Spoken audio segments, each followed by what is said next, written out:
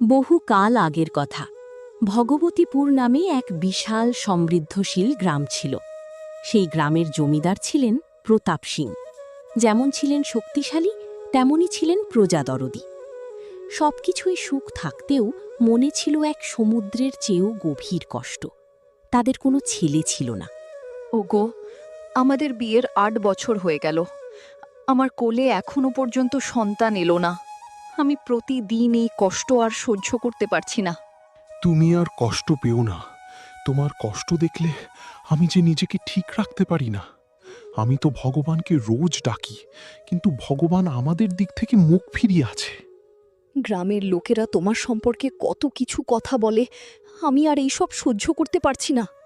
গ্রামের লোকের কথায় কান দিও না। আমি শুনেছি পাশের বনে একজন ঋষিমুনি থাকেন। তার কথাই জল ও পাথর হয়ে যায়। আমরা তার কাছে যাব। তুমি সত্যি বলছো? আমরা তাহলে কাল সকালেই ওখানে যাব। সকালে প্রতাপ সিং তার স্ত্রীকে নিয়ে বনের দিকে চললেন। অনেকটা গভীরে যাওয়ার পর তারা দেখল একজন সাধু বসে আছেন। প্রণাম নেবেন সাধু বাবা। আমি ভগবতীপুর গ্রামের জমিদার। আমাদের জীবনে সব সুখ আছে, কিন্তু এক পাহাড়ের মতো কষ্ট আমাদেরকে কাঁদায়। কিসের কষ্ট তোদের বল? আমাদের বিয়ের এত বছর পরেও কোনো সন্তান সুখ পাইনি সাধু বাবা। আচ্ছা, বুঝলাম। শোন তাহলে, আমি তোদেরকে একটা ফল দিচ্ছি, এটা খাবি। তারপর দেখবি কিছুদিনের মধ্যেই তোরা সন্তান লাভ করবি। ওগো, শুনলে তুমি? আর আমাদের কষ্ট থাকবে না। এবার আমাদের সন্তান হবে। আমাদের সন্তান হওয়ার পর আমি গোটা গ্রামের লোককে খাবার খাওয়াবো। তবে মনে রেখো প্রতাপ সিং, তোমার একটা ভুলের কারণেই তোমাদের সব সুখ কান্নাই ভেসে যেতে পারে। কথাটা মাথায় রাখবে। ভগবান তোমাদের মঙ্গল করুক। সাধু বাবার দেওয়া ফল খাবার পর প্রতাপ সিংয়ের একটা সুন্দর ছেলে হল। দেখছো, আমাদের কত সুন্দর একটা ছেলে হয়েছে। হ্যাঁ গো প্রিয়, তুমি আমাদের ছেলের একটা নাম ঠিক করো। ঠিক আছে, ভাবছি। মাথায় এসেছে।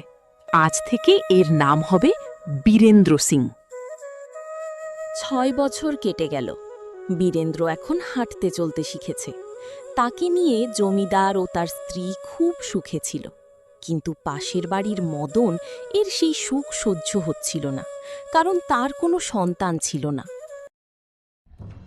জমিদারের এত সুখ আমি আর সহ্য করতে পারছি না। আমাকে কিছু একটা করতে হবে। মদন একটা গভীর ষড়যন্ত্র করল, যাতে জমিদারের ছেলেকে তাদের কাছ থেকে আলাদা করা যায়। জমিদার মশাই, আপনি যেই সাধু বাবার ফল খেয়ে সন্তান লাভ করেছেন, তিনি কাল রাতে আমার স্বপ্নে এসেছিলেন। সাধু বাবা এসেছিলেন? জমিদার মশাই আমাকে বলে গেলেন জমিদার যেন তার পরিবারকে নিয়ে আমার কাছে আসে, আর তাদের সাথে যেন আর কেউ না আসে। ঠিক আছে মদন, সাধু বাবার কথা মতো আমরা কালকেই যাব।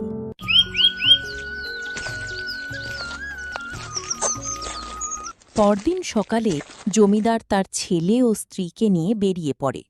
তারা বনের মাঝে যখন যাচ্ছে, হঠাৎ তাদের সামনে একটা বাঘ চলে আসে।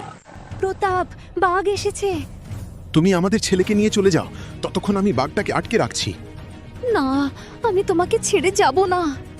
হঠাৎই একটা বড় পাখি বীরেন্দ্রকে তুলে নেয় আর গভীর জঙ্গলের দিকে যেতে লাগে। বাঁচাও, বাঁচাও, আমাদের ছেলেকে তুলে নিয়ে যাচ্ছে।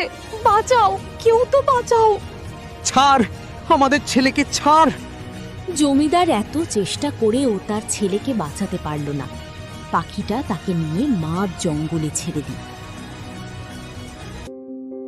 জমিদার ও তার স্ত্রী কাঁদতে কাঁদতে বাড়ি ফিরে আসে।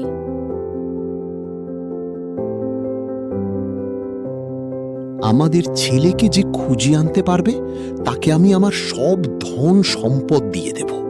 এটা শোনার পরেও কেউ সেই অভিশপ্ত জঙ্গলে গেল না, কারণ সেই গ্রামের সবাই জানত সেই জঙ্গলটার ইতিহাস। বাঁচাও, বাঁচাও, আমাকে বাঁচাও। এত গভীর জঙ্গলে কি ডাকছে? শব্দটা তো ওই ঝোপের দিক থেকে আসছে মনে হচ্ছে।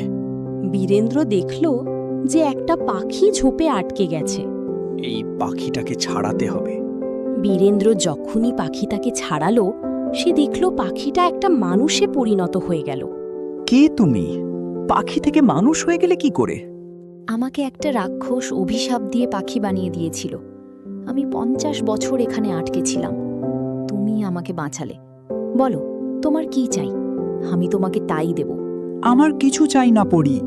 তুমি খুব ভালো একটা ছেলে, আর তোমার মনটাও পরিষ্কার, তাই আমি তোমাকে আশীর্বাদ করছি।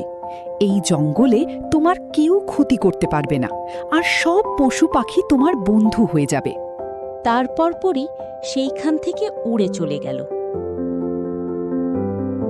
এদিকে জমিদারের কষ্টের শেষ নেই। তার বউ ছেলে হারানোর কষ্টে পাগলের মতো হয়ে গেছে। সারা দিন সে উল্টোপাল্টা বকে যায়। বাবা, তুই কত বড় হয়ে গেছিস। এরপর হাঁটতে শিখবি, তারপর আমরা ঘুরতে যাব অনেক দূর। ওগো, আমাদের ছেলে জঙ্গলে হারিয়ে গেছে। তুমি একটু বোঝার চেষ্টা করো। তোমার এই অবস্থা আমি যে আর দেখতে পাচ্ছি না। এই তো আমাদের ছেলে, তুমি দেখো ও কত বড় হয়ে গেছে। জমিদার প্রতাপ সিংয়ের এত ধন সম্পদ থাকার পরেও এই রোগের ওষুধ নেই তার কাছে। সে দিন দিন দুর্বল হতে থাকে তার হারানো সন্তান আর স্ত্রীর জন্য। এই জঙ্গলের মাঝে আমি তো ফেঁসে গেলাম। এরপর আমি বাড়ি যাব কি করে? বীরেন্দ্র এইভাবে কথা বলতে বলতে বনের মাঝে হাঁটছিল। হঠাৎ তার সামনে একটা বাঘ চলে এলো, কিন্তু বাঘ তাকে কিছুই করল না। তার কাছে শান্তভাবে দাঁড়ালো আর বলল, তুমি কে, আর এই গভীর জঙ্গলে একা কি করছো? বাঘ মামা, আমি এই জঙ্গলে হারিয়ে গেছি। বাড়ির রাস্তা জানি না, আমাকে তুমি বাড়ির রাস্তা দেখিয়ে দেবে? হ্যাঁ পারবো, কিন্তু তার আগে আমার একটা সাহায্য করে দিতে হবে। কি সাহায্য বলো, আমি করে দেব। আমার একটা ছেলে জঙ্গলের এক বড় গর্তের মধ্যে পড়ে গেছে। আমি তাকে কোনোভাবেই সেইখান থেকে বার করতে পারছি না। ঠিক আছে বাঘ মামা, আমাকে তুমি নিয়ে চলো সেই জায়গাতে। বাঘ বীরেন্দ্রকে সেই গর্তের দিকে নিয়ে যেতে লাগল। বীরেন্দ্র ভয় পেতে পেতে তার পিছনে পিছনে গেল।